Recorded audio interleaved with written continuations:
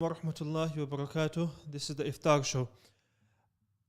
A few years ago, during my A-levels, was doing A-level psychology, and in A-level psychology, one very interesting experiment that most students will cover is the experiment of or Milgram's experiment. Now, Milgram's experiment is a very interesting one, and inshallah we're going to go through it. And the reason we're going to go through it is because it's relevant to us as Muslims, and it also shows us, very importantly, how our habits form and how very easily a person can fall into sin. Now, when we study science, when we study different things, we are given explanations of the natural world. We are given explanations of how Allah subhanahu wa ta'ala has created certain things. And it is a obligation upon a believer that they try to utilize that knowledge that they have into something good. The famous is some attributed to Rasulullah sallallahu alaihi wasallam, some attributed to Muawiyah radiyallahu an, but nevertheless it is a very pertinent and poignant saying, Al-hikmatu dhallatul mu'min anna wajadaha fahuwa ahaqqu biha, that wisdom is the lost property of a believer. Wherever he or she finds it, he is liable, he is worthy for it. And so anything that we can learn from, anything that we can gain from, we should try our best to try to gain from it. So Milgram's experiment is a very famous experiment that was run in the 1960s, and it really formed a large basis, or it formed a foundation for many things that came later on in psychology as well. Many understandings that we have of psychology today come from this experiment, and many experiments were done because of this as well. So what he did, very famous researcher named Milgram, and what he did was he got a bunch of people, participants, and he had them split into two parts, and one was going to be, or one set were going to be the learners, one set were going to be the teachers. Now the teachers, they were the real focus of the experiment. The learners, they were part of the experiment, meaning they were people who knew what was happening.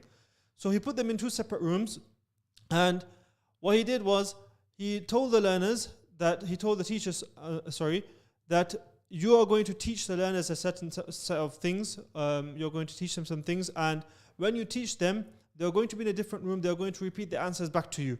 Now, if they say the correct answer, that's perfectly fine. If they, however, give an incorrect answer, you have a button next to you. And when you press that button, there is going to be attached, there is going to be something attached to the learner that you are working with, and it will render them an electric shock. And so they were told this, and they were told that it was going to start at 15 volts and it's going to go up to all the way up to 450 volts.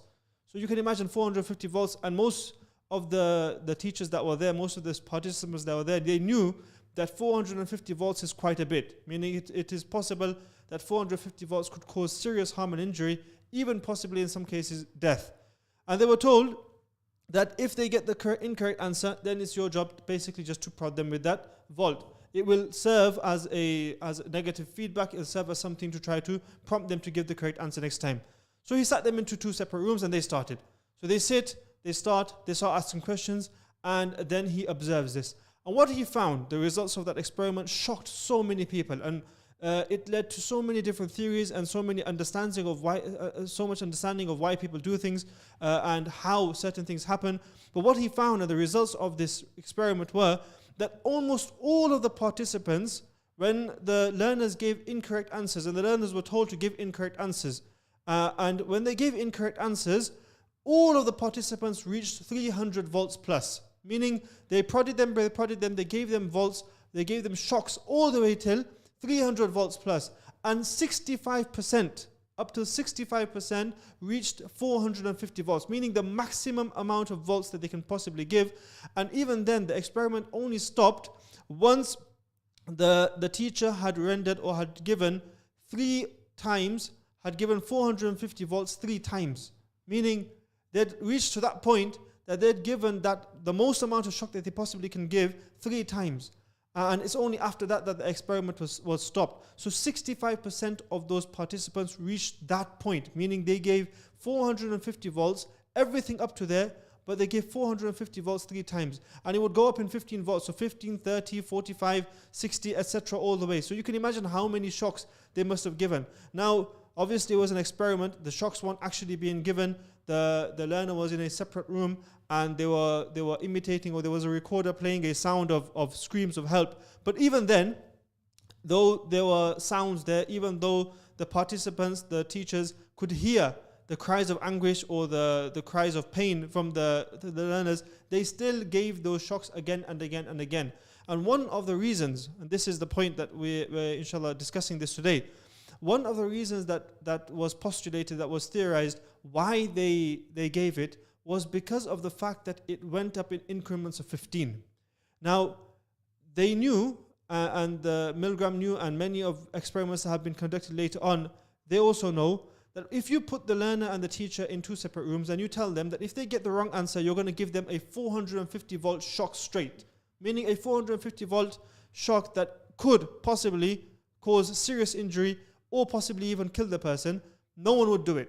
No participant, I mean, barring a psychopath, but no participant would actually press that button on 450 volts. But because it started from 15, and going up, it's only 15 volts more. Meaning if they survive the previous one, they probably can survive the next one. But it's only 15 volts more. It's only 15 volts more. It's only a little bit more. And if you do that little bit more, then the participants are a lot more willing, because of that small little change, they're a lot more willing to render that shock. And that's what they found. Now, like I mentioned, there were so many different things that came out from this study.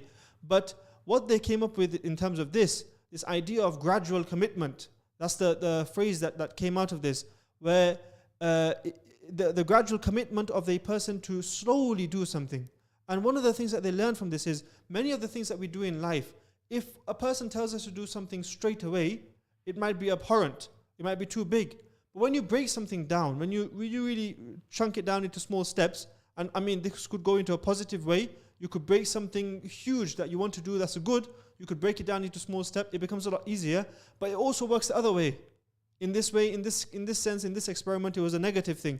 So in a negative sense, that if a person is told to rob a bank, if a person is told to, as the Quran mentions, commit zina, fornicate, to do adultery, if a person is told to kill someone, it's impossible. The person is not going to be, they're living their life perfectly fine, and suddenly very easily just convince them, that's it, go straight, do something haram, do something so bad, so terrible.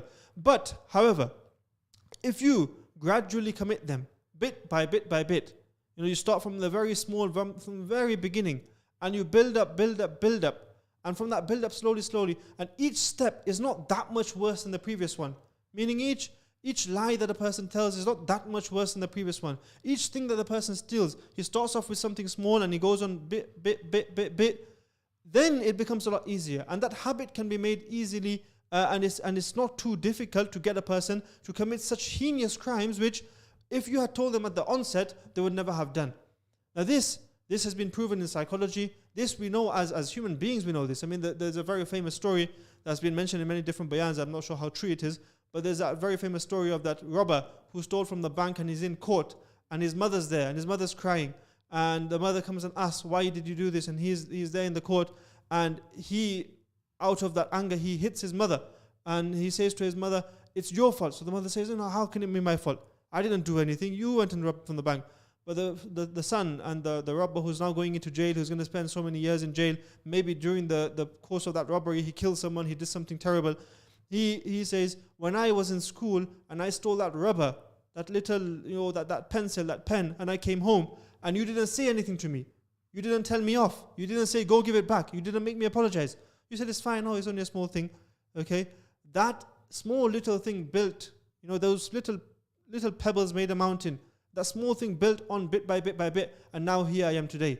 So really it is down to your fault. It is your fault that I am here today. And obviously, as Muslims, we believe, وَلَا تَزِرُ وَازِرَةٌ وِزْرَ أُخْرَى. We believe that every single person is responsible for themselves. We believe that you can't blame someone else. That is there.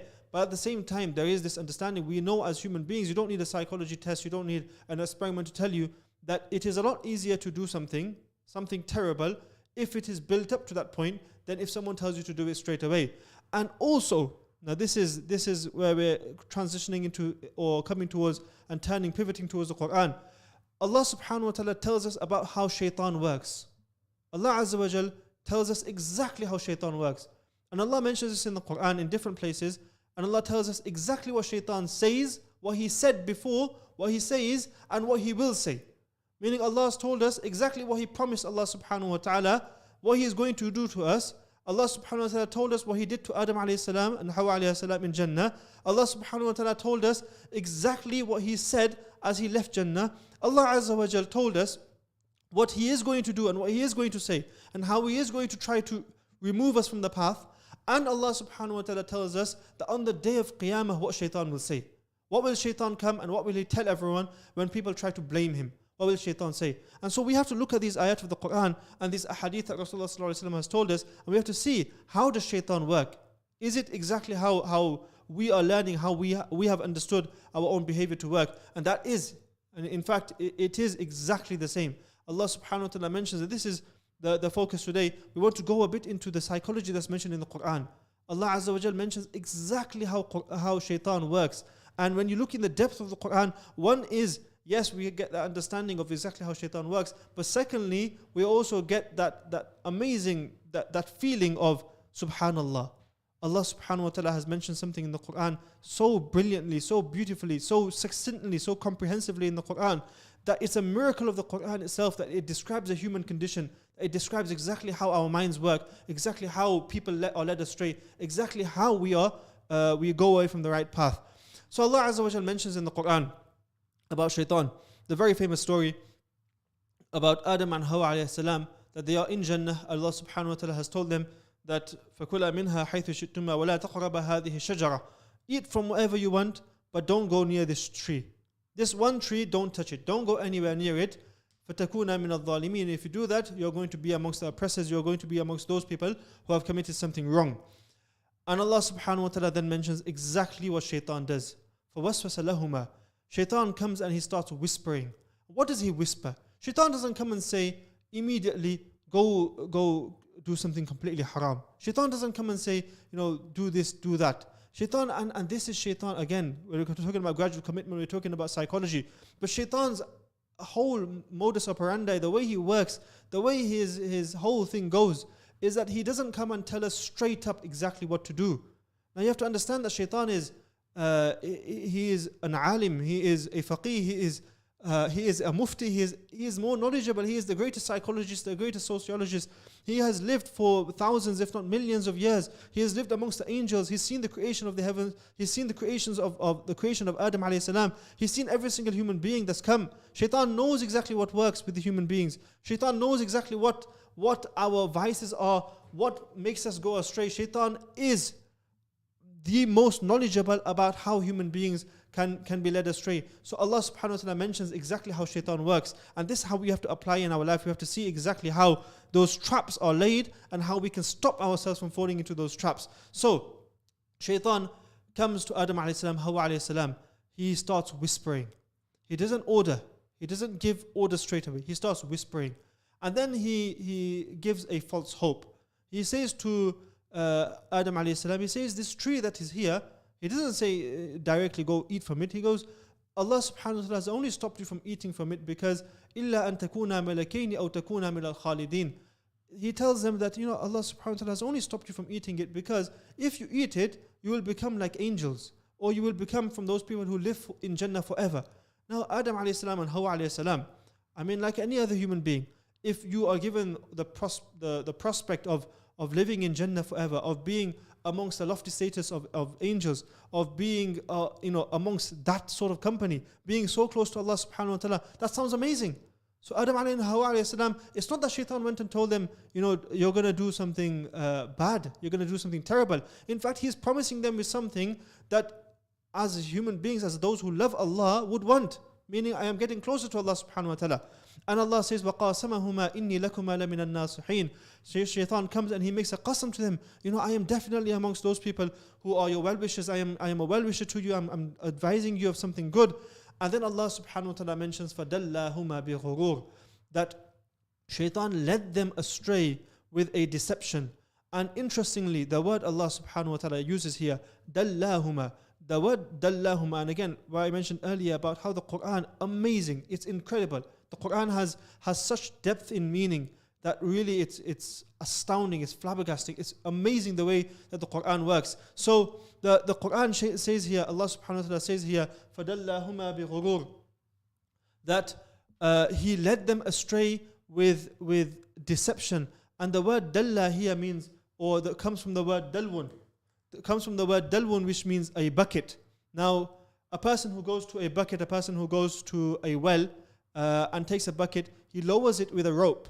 And in the same motion, I mean, we can imagine this, you lower it bit by bit, slowly, you drop it in, and then you put the water in, or you get the water into that bucket, and then you drag it up bit by bit. And in a similar manner, so again, look at the psychology of the Quran that is mentioned here.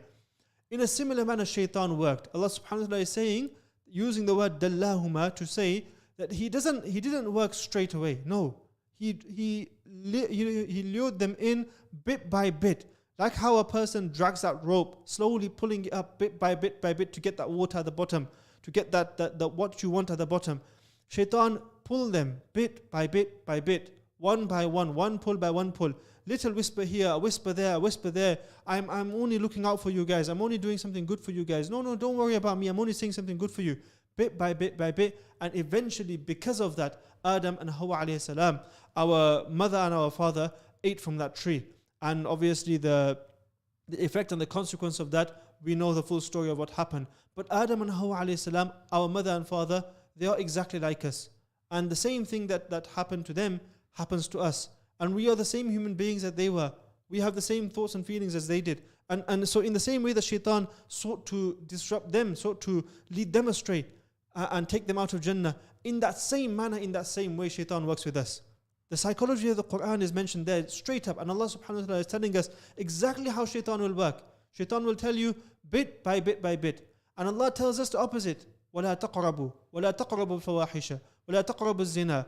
Don't go close to this. Don't go close to this obscenity. Don't go close to this sin. Don't go close to this mistake. Why? Because when you go close, we learn in the hadith of Rasulullah sallallahu alaihi wasallam, Allahumma inni a'udhu bika min an azilla aw uzalla. That I seek refuge in you from slipping up or from being made to slip up. Because a person doesn't go straight into the worst of sins. A person goes bit by bit. You fall into one small thing. You look at one small thing. You do one small thing. And from that one small thing, bit by bit, you end up in a place where you think back to yourself, how on earth did I get here? And that is, in so many sins, that is the case. So, this is what Allah subhanahu wa ta'ala mentions. And Allah azza wa jal mentions in other ayat as well about shaitan. وَلَأُضِلَّنَّهُمْ وَلَأُمَنِّيَنَّهُمْ وَلَآمُرَنَّهُمْ. Allah subhanahu wa ta'ala mentions what shaitan said, that I will lead them astray. And shaitan only leads astray those people who are already on the straight path. If a person is already on the bent path, if they're already going towards disbelief, if they're already on the wrong path, shaitan is not going to bother with them. So what we learn from this first and foremost is that shaitan will only make an effort on those people who are on the wrong path. And also Allah subhanahu wa ta'ala says, وَلَأُضِلَّنَّهُمْ وَلَأُمَنِّيَنَّهُمْ, that I will, shaitan says, I will lead them astray. Secondly, وَلَأُمَنِّيَنَّهُمْ, I will give them false hopes. وَلَآمُرَنَّهُمْ, then the third stage is, I will command them. How shaitan gets control of us is that at the beginning he only tries to lead us astray. In the same way that a person is driving on a road, a person is walking down a road, and someone tries to lead you astray, someone tries to call you to the side, someone tries to get you to go a different way. Now if you're traveling down and you're determined, it's very easy to ignore that, because the movement is already in one direction, you're already focused on something. And as Muslims, we are already focused on something. So for shaitan, at the beginning, all he tries to do is, he just drops little baits, little things here and there to try to get you off the path. He doesn't start off with the amurannahum. He doesn't start off with a command. What does he first do? Small things, little things. Try to get you off the beaten path. And once he gets you off, once he takes you to a diversion, once he takes you off the right path, wala umanniyannahum. Now a person, when they go off the path, you're on Google Maps, you're going one way, you take the wrong turn, immediately your idea is, I want to get back onto the right path. I was on the M6, I want to get back to the M6. Now that was your intended purpose. But once you're off the wrong path, how does he keep you there? وَلَا أُمَنِّيَنَّهُمْ. He gives you false hopes. Shaitan's whole thing, how he keeps you there and how he gets you into his trap, is that he gives you false hopes. And how does he give you false hopes? The way shaitan works is that he will give us, or he will tease us with this idea that we're not too far off the right path. I can still see it. It's right there. I'm only going a little bit off. I'm not going too much away. I'm only doing this one small thing. I'm going to stop this immediately after this. After Ramadan, I'll stop. After this time, I'll stop. Now that could be time-based. We could say that, after this time, I'm going to stop this sin. I'm never going to do it again. Or it could be that it's only this small, tiny little sin. It's only this small little sin. It's not that big of a deal. And, if I wanted to stop, I could easily stop. If I wanted to stop committing the sin, it's within my power. Tomorrow I can stop it. But it's just this one little guilty pleasure of mine that I like to partake in. Just one little mistake that, just one little bad habit of mine that I have. If I want to get rid of it, I can very easily, it's no problem. I could very easily get rid of it. That's what shaitan does. وَلَا أُمَنِّيَنَّهُمْ. He gives us this false idea that we're safe. Or sometimes he gives us this idea that, actually I'm doing something good. This sin that I'm committing, it's actually something good. I'm saving myself from doing something even worse. If I wasn't doing this, trust me, I'd be doing something a lot worse. If I was doing this haram, if I didn't do this haram thing, I would be doing something much, much, much worse. So the shaitan gives us this idea that you're safe, that you're actually doing it for this reason. Or I'm betting, or I'm trading in haram stocks, or whatever it may be, trading in the haram cryptocurrency. That's something that applies today, or whatever it may be. But I'm only doing that because I need to pay for my father or my mother. I need to contribute to the bills of the house. Oh, I give a certain amount of it for sadaqah. The people I'm supporting this orphan here in this part of the world.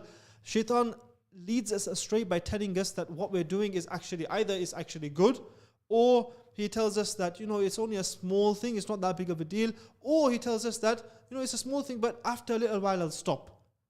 After this time period I'll stop. When this time period comes, when I hit a certain age, when this period of my life ends, definitely I'll stop. I'm 16 years old right now, I'm doing this drug, it's not that big of a deal. When I'm 19, when I get a job, it's going to stop. Why would I ever carry on there? When I get married, why would I ever carry on after I get married? I'm going to stop after, obviously. It makes no sense that I would carry on this drug after I get married. But that's how shaitan leads us astray. That's how shaitan gives us these promises.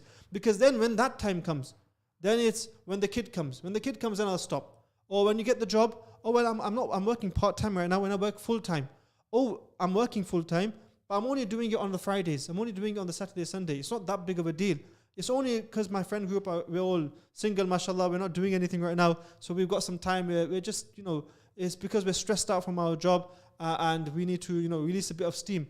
That's how shaitan, وَلَا أُمَنِّيَنَّهُمْ. That's how shaitan promises us things. And then after that, وَلَا آمُرَنَّهُمْ. You reach such a point where you cannot stop. That point, it's become habit now. You can't stop it. If you try to stop it, you wouldn't be able to, simply because either the people around you are so much part of your life, or it's so much a part of your routine. You simply cannot survive without it. And every single time you're trying to stop, you find it very, very difficult. And that's where shaitan is. وَلَا آمُرَنَّهُمْ. He's at that point where he can command you. Whatever shaitan says, now you're going to do. Whatever shaitan says, now you're going to do. That is that gradual commitment. That is that Milgram's experiment as mentioned in the Quran. Bit by bit, shaitan leads a person astray. The waswasa of shaitan, the whispers of shaitan are such that he doesn't start off with something big. He starts off with something small, and that something small goes into something worse and worse. We find this example in so many places in the Quran. Allah subhanahu wa ta'ala, for example, very famous one. Allah mentions, وَلَا تَقْرَبُوا الزِّنَا. Don't even come close to zina. Why does ulama have mentioned, why does Allah say, وَلَا تَقْرَبُوا? Not don't do zina. Allah says, don't even come close. Why does Allah subhanahu wa ta'ala say that? Why? Because it starts off with a look. It starts off with a text message. It starts off with something so innocuous, so harmless, so, there's nothing wrong with it. I'm just, my co-worker. It's a colleague. It's a fellow student. We're just making a group because we need to discuss work. It's something so, mashallah, so innocent that there's nothing wrong with it. But then it starts off from there, that group. You then private message. That private message turns out to be something that you're texting a bit more, common. And then it's just, I'm just texting, how are you? I'm just texting, just keeping up to date with my friends. And then bit by bit, that text message turns into something more. It turns into long chats at night. And then, na'udhu billah, Allah subhanahu wa ta'ala save us. But it could turn into something much, much, much worse. And when it comes to that point, After that, a person might have some clarity, might have a moment where they think to themselves, how did I get here? A year ago, 5 months ago, 6 months ago, the very idea of committing such a haram act, such a terrible act, would never have occurred to me. How did I get to this point? But the reason a person gets to that point is because Shaitan knew. Shaitan is the alim, like I said. Shaitan is the one who knows. He knew how to get you to this point. And Shaitan is patient. He knows your lifetime is going to be 80 years. He knows your lifetime is going to be 70 years, 60 years, whatever. He doesn't have to do it overnight. And for every person that he fails, meaning that person wards off Shaitan and succeeds in life, Shaitan is going to have 10, 15, 20 more that he can actually succeed with. So Shaitan knows, it's not a big deal. I can work with this person slowly. If it takes 5 months, if it takes a year, if it takes 2 years, 10 years, 15 years, I don't mind. Shaitan's in it for the long game. The fact of the matter is that we're not in it for the long game. We don't have that long. And our understanding has to be is that we have to always be on guard against Shaitan and against our nafs from falling into these small traps. And it is these small sins that then build up to that point where Shaitan takes full command. Shaitan takes full command, and our nafs takes full command over ourselves and our souls. And we have, we are very much stuck in that sin, and we find it very, very difficult. And we go to such depraved sins, such terrible and disgusting sins, that we would be ashamed. We would be truly ashamed if anyone ever found out about them. Such sins, we would be ashamed if anyone ever knew about them. And a person goes into that rabbit hole of sin. And why? Because it starts off from something small. So this is something we have to understand. This is something we have to really understand about ourselves, our own psychology. This is how Allah subhanahu wa ta'ala has told us how Shaitan works. And that's been backed up, it's been proven by science. And it's been proven anecdotally by every single person. We all know exactly how our brains work. We know exactly how we go into these kind of things. It's very simple psychology. Anyone who's been on a diet will know. It only takes one chocolate or one sweet, and suddenly your whole diet is gone. That day becomes a cheat day. And suddenly, before you know it, you've ordered, mashallah, 3 or 4 burgers, and you're fully stuffing yourself to the brim. And all of the work that you've done for the past month is down the drain. We know exactly how it works. And that is what we have to guard against. One of the best ways to guard against it is, and this is applies to young and old, the very famous saying, and one of the reasons that sayings stay relevant is because they are true. They are relevant to all times. And one of the most famous sayings that goes around is, idle minds make for the devil's workshop. Idle minds, people who sit around do nothing. If you're doing nothing, then Shaitan is going to come there and plant some seed in your head. If you're not busy doing something good, there is a potential, there is a possibility of you doing something bad. It's as simple as that. If you're doing something good, it's difficult for you to get involved in something bad. It's difficult. It's not impossible, but it's difficult whilst you're in the masjid and you're doing dhikr or you're performing salah to do something haram at that time. It's difficult whilst you're reading Quran. Again, it's not impossible. Shaitan can come and our nafs can be such, and the habits that we have built up of haram over a period of time can be such that they can be very powerful.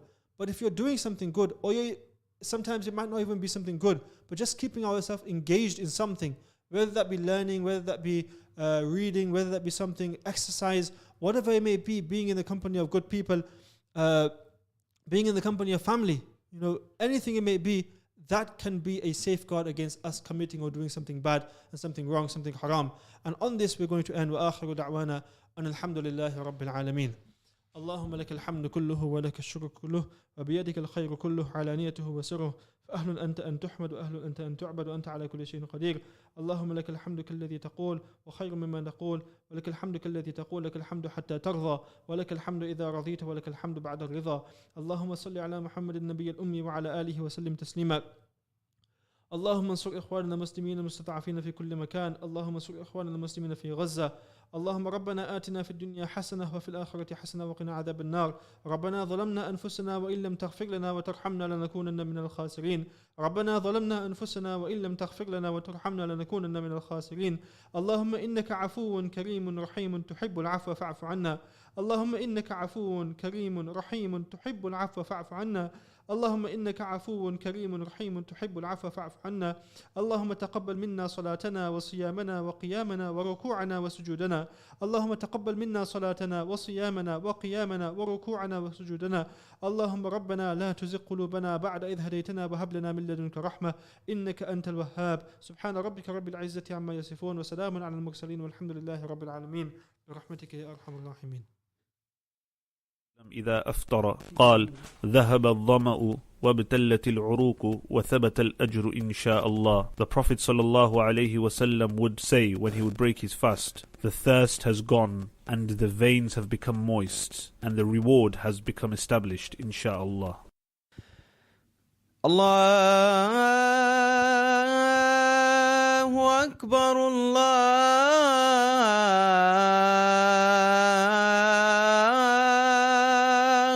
Akbar, Allahu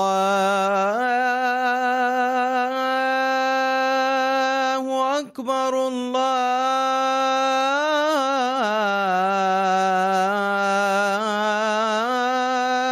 Allahu Akbar. أشهد أن لا إله إلا الله.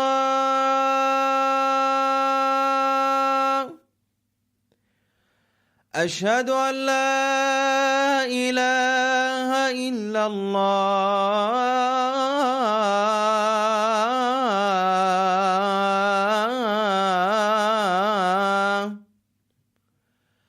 أشهد أن محمدا رسول الله.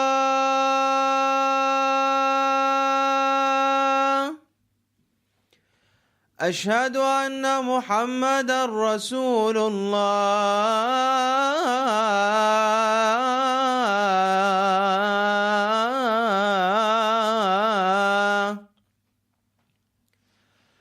حي على الصلاة.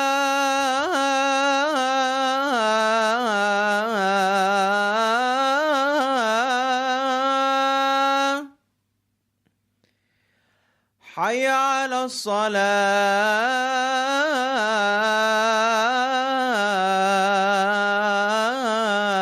الصلاة. حي على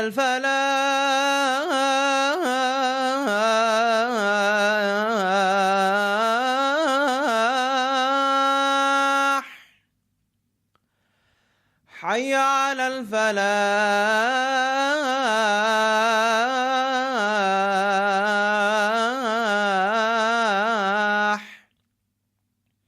الله أكبر، الله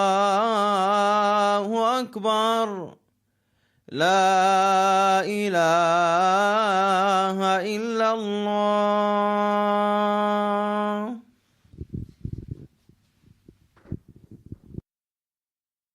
اللهم رب هذه الدعوة التامة والصلاة القائمة آت محمدا الوسيلة والفضيلة وابعثه مقاما محمودا الذي وعدته.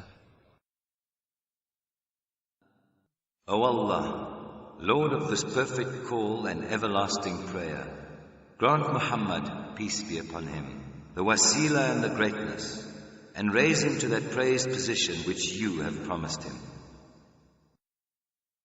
The IFTAR show is brought to you by Mercy to Humanity. Feed a family this Ramadan for only £30 for the month. That's right, that's only £1 per day. Donate now. www.mercytohumanity.org.uk